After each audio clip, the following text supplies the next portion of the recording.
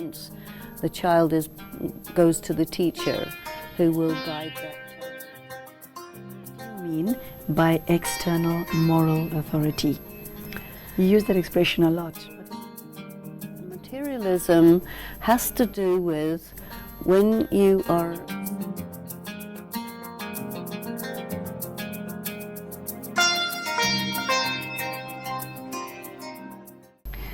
Hello, it's great to have all of you back for this course in Values and Spirituality. We are on book number 2 and more specifically page 31 of book number 2. Today we will be looking at 2 aspects. The first is to be dispassionate in the face of success and failure, praise and blame, good and bad situations. For those of you who are just joining us, today we are covering the third aspect of strategies for improving personal relationships. We covered the first 2 in a previous episode. Sister Denise, thank you so much for joining us in the studio. Thank you very much. This title is very familiar to a lot of Hindu viewers, isn't it? Most definitely, yes. Mm. You know, this number 3 is one of the direct quotes from the Bhagavad Gita, and people are here in India are surrounded by different aspects of the culture and the religion, and there are many things from the Bhagavad Gita which are part and parcel of everyday life. People don't even realize where it comes from, and this is on an international level. So the concept of and the direction, the idea of being dispassionate in the face of success and failure, praise and blame, good and bad situations is something that's really hard to do. Yes. If one is not familiar with the Bhagavad Gita and you read this the first time, you will think this is not even possible.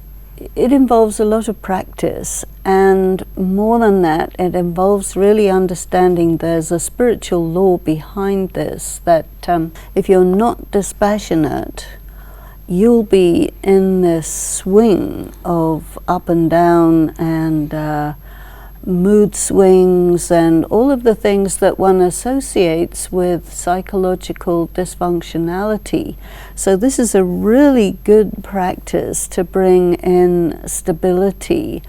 And of course we're in a very materialistic world in which people really go for feelings, and they like the good ones but they don't like the bad ones.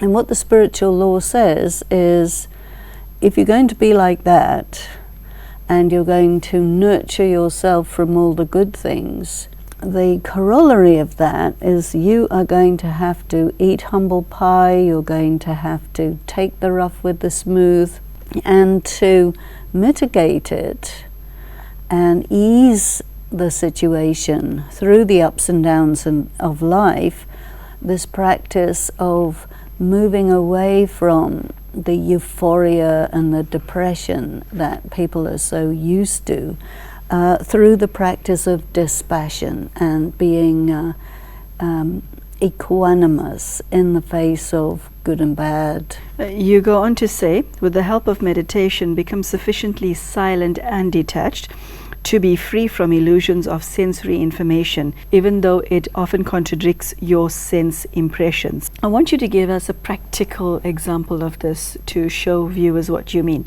Let us use the failure, for example. If you failed at something, how do you not sink emotionally when you failed at something, or when you've been defamed, or when you've lost somebody you love? Okay, those are 3 fairly different examples. Let's look at you fail. Very often failure has to do with competition. It could be a game, it could be you're competing for a professional position and the other person gets selected, and then you develop the feeling of rejection. You start to think, maybe I'm not that good. You start to worry about what other people will think about you. You start to see people looking at you with that eye that, oh, you know, this one not that good. And you have to manage these feelings, which are all inside you, and they're not realities. It's something that corresponds to thought. Now, what meditation and spirituality teaches us is that our thoughts are things that we create and that we have to select. So when there is an event that happens, I failed to get the position, the other thoughts that come happen at the same time as feelings. So the feelings produce thoughts, the thoughts produce feelings, and you go in a downward spiral. Spiritual knowledge can come to the rescue and say, you know, the fact that this person got selected neither proves nor disproves that you are worse than that person. And if you are comparing yourself with another person, favorably you get arrogant, unfavorably you get depressed, and that is a trap. So you have to really bring these thoughts into your mind so that you don't fall into those traps of negative thoughts or unrealistic thoughts. And this is a discipline. When you lose someone, here you have to practice remembering that you have actually no control over life and death. You have no control over whether somebody stays with you or leaves you.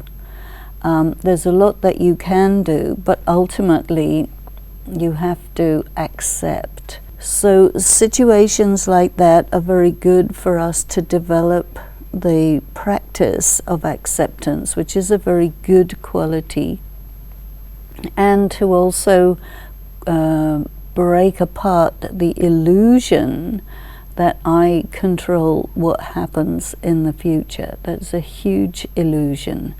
Just because you would like to doesn't mean that's a reality.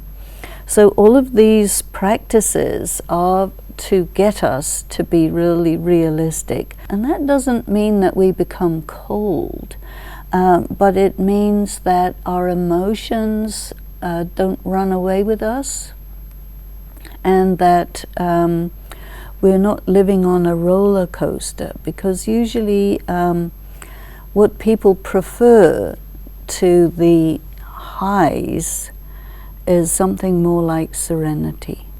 That sounds very attractive, spiritually attractive. Because you are wanting, in spiritual practice also, you're wanting to assert the fact that I am independent of what happens. And so this practice of detachment, going for serenity, going for an even keel, means that your life is going to be a relatively smooth track, and you will arrive at the end of your life in a good condition, offering a great legacy to future generations, and your karma will be the best that you can do. Because whenever we're into the roller coaster of the up and downs, invariably it makes us do karma that we have to pay for rather than karma that brings us profit. I would now like to go to the bottom of page 31. You say something here that has to do with the law of karma that very few people are familiar with. If you sustain yourself with praise, the law of equals compels you to accept defamation to the same extent. That's quite a shocker. It's a wonder about the law of karma. It just likes everything to be even. So if you go like this, then it's going to make you have to go like that. So you like the highs, but you have to understand the price of that high is you go way down low. And this is something that comes up a lot in addiction. You know, that the person feels low, so they want a high, they get a high, and every time they get a high, the low that follows it is lower, and the next high is never as high as the previous one. So you're running after something that you can never get. Well, let's go on to number 4, which is contained on page 32. Do not judge things or people by appearances. Everything has a deeper meaning. Every bad situation contains a hidden blessing. You go on to say, the ongoing work is to question sense impressions, practice listening to your moral conscience and the inner voice of reason, and to follow what you know, not what you feel. What strikes me as extraordinary about that last bit is that it is advocated by many to listen to one's inner voice and to trust your feelings, to trust your intuition. And what you are saying is follow what you know, not what you feel. Why is it that you should go with the former and not the latter? Where's the danger? Your feelings cover a pretty wide spectrum. You have finer feelings at one end of the spectrum and really base feelings at the other end. So when you use the word feelings to cover that whole spectrum, it's a bit too broad of a generalization. And what we're trying to do here is give a lot of importance to what you know, on the grounds that mostly your feelings operate in that base emotion level. Now, what happens when you cultivate your meditation, your spiritual side, your finer feelings get activated and refined, and then what you know and what you intuit and what you feel, they all come together. And this is really where we want to be. But we don't start off there. So when it comes to practice, the tests that we get are about getting deceived by appearances. And so we have to work through that and shift our positioning on that spectrum so that the place where we operate most of all is that we don't get fooled by appearances at all, and we're moving further and further towards the finer feelings, and the phenomenon of deception follows us. So we keep going towards this point where knowing and feeling and intuition is all one thing, but the force of negativity, the force of deception is going to constantly interfere with it. So you have to be on the lookout. On the subject of feelings, just because something feels good does not mean that it is good for one, does it? We see this very often with food, and a person who has so much discipline that they will only eat what is good for them is quite rare. Usually, especially nowadays, people are very conscious of the importance of diet and their health and well-being and so on. But you go to a celebration and something nice and juicy and tasty comes, and you know that your doctor has told you, well, you can't have that because it's really not good for your condition. But then you see there is a tussle between what you know is good for you and then your desire, your willingness to be part of everybody. It's a special occasion. So then you do it, and then the next day you pay for it. And so many people are caught up in this, and I think we have to ultimately make a decision that which side am I going to be on. And a lot of times people don't want to make a decision like that, and they like to stay both sides of the fence, and they are ready to pay. And then it starts to, you start to see, well, how much am I paying and what am I getting in exchange for what I pay? And there comes a point where what you get is you have to pay such a high price for it that you don't go with it. You go on to say something that's really quite interesting. What you know does not fluctuate, whereas your feelings fluctuate enormously. We don't really pay much attention to this because our feelings are very important to us. Sister Denise, many people think I am the sum total of my feelings. That's absolutely right. Different people operate in different ways. Some people are very much head people, some are heart people. You know, and the heart people are all about feelings, and the head people are more, you know, structured, and they're concerned with knowing. And everybody's a little bit of everything. So I think part of it involves you have to understand yourself. If you say, okay, I'm a feeling person, you have to take a look and see, well, I want to have an equilibrium between what I know and what I feel, so that what I know informs what I feel, and what I feel it gives a dimension to what I know, so that I'm not just cold, hard and calculating, because that is also a bit inhuman. So I think it's all about the balance. And if we say, okay, I'm a heart person, I plan on being a heart person, but I don't like to get hurt, you know, because if you're all feelings, you easily get hurt. So then you still have to do a bit of adjusting so that you're able to maintain your sensitivity but not be vulnerable. There's a lot of calibrating involved, and this process of calibrating is your spiritual effort, I think. You later speak of looking beneath the surface with your discerning inner eye.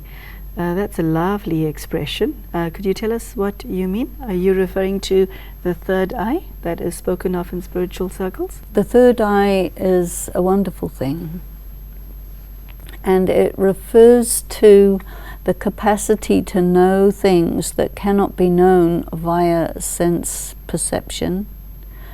So it has to do with intellectual capacity, which is beyond just human, scientific, philosophical playing. It was a very, very discerning intellect. And also the third eye has to do with being able to perceive things that can only be perceived by the mind and not by the sense organs.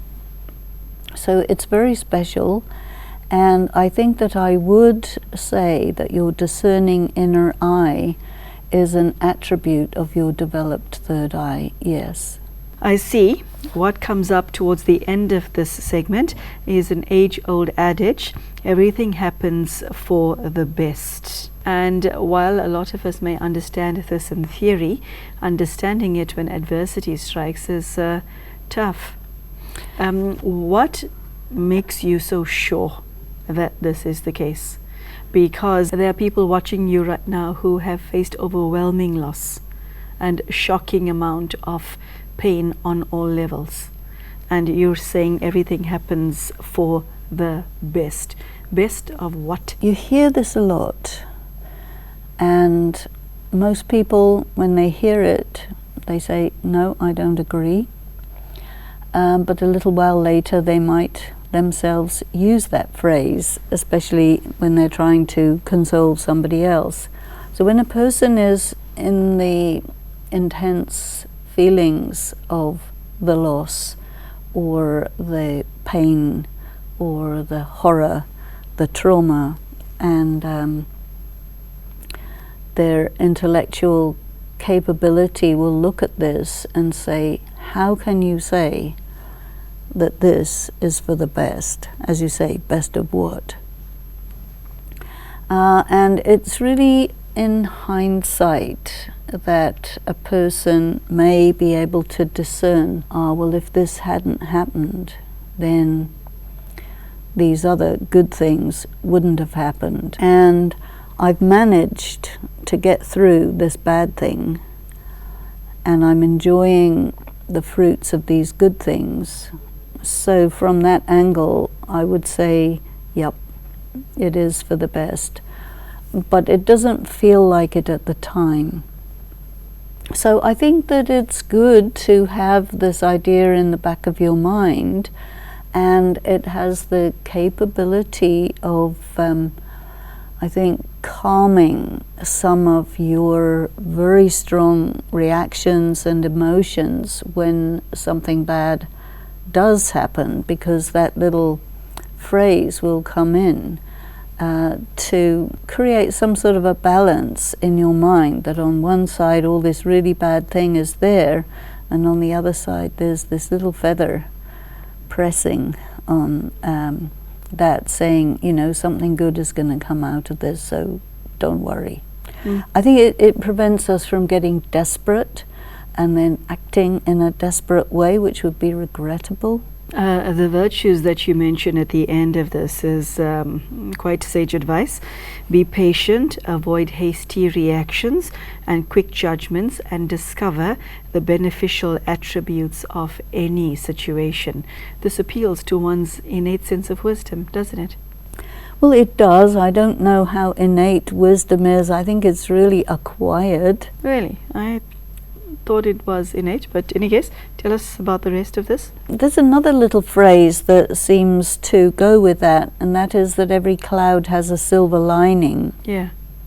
And when we're looking at a situation or going over it, remembering it, because the negative created a huge impact on the mind, our attention goes to that aspect of it. And when you think about the other side of the coin and look for the silver lining in this cloud, it again brings you into balance. But why I say that wisdom is acquired is because doing that doesn't come naturally, and it doesn't come easily. It's really a discipline that you have to do. And I think that as you proceed over your whole lifetime with this kind of study, as you grow, as you mature, as you pass through many, many situations, and you become really aware of the way life is, I think that that's when the wisdom comes. But I think wisdom doesn't come unless you're really prepared to work with each and every situation, to work out your relationships.